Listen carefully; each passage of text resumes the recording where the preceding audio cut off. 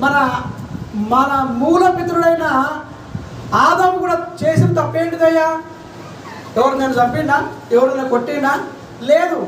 ఆజ్ఞ అతిక్రమించిండు. అంటే వద్దు అన్న పండు మాత్రమే తిన్నాడు, అంతే. ఎవరికి ఏం హాని చేయలేడు. అంటే ఇక్కడ మనం గమనిస్తే ఆజ్ఞ అతిక్రమమే పాపం. పాపంకు వచ్చే జీతమే లేదా ప్రతిఫలమే మరణము. ఈ రోజున యేసుక్రీస్తు ఈ మరణము గుండా వెళ్తున్నటువంటి మానవుని రక్షించడం కొరకు వచ్చింది. అందుకనే ఆ మానవునితో అనగా ఈ పాపాత్ములతో నిత్య నరకానికి నాశనానికి వెళ్తున్నటువంటి ఈ మానవులతో స్నేహము చేయడానికి అనగా ఆ నిత్య మరణమును తప్పించడానికి వచ్చినాడు ఆయన.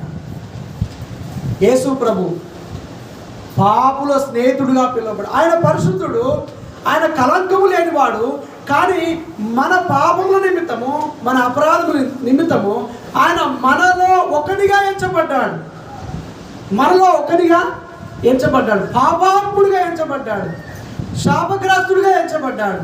దోషిగా ఎంచబడ్డాడు. అంటే అవన్నీ మనకు రావాల్సింది, మనము చేసింది, మనకు తగినవి అవన్నీ. కానీ మన మీద ఉన్నటువంటి ఆ శాపములన్నీ తీసుకున్నాడు ఆయన. మనకు నిర్దోషులుగా చేసినాడు, మనల్ని నీతిమంతులుగా చేసినాడు. కాబట్టి ఈ రోజున మరి యేసు ప్రభు చెప్పినాడు, నేను పాపులనే పిలువవచ్చింది. పాపిని పరిశుద్ధునిగా మార్చడానికి వచ్చినాడు, స్నేహం చేసి.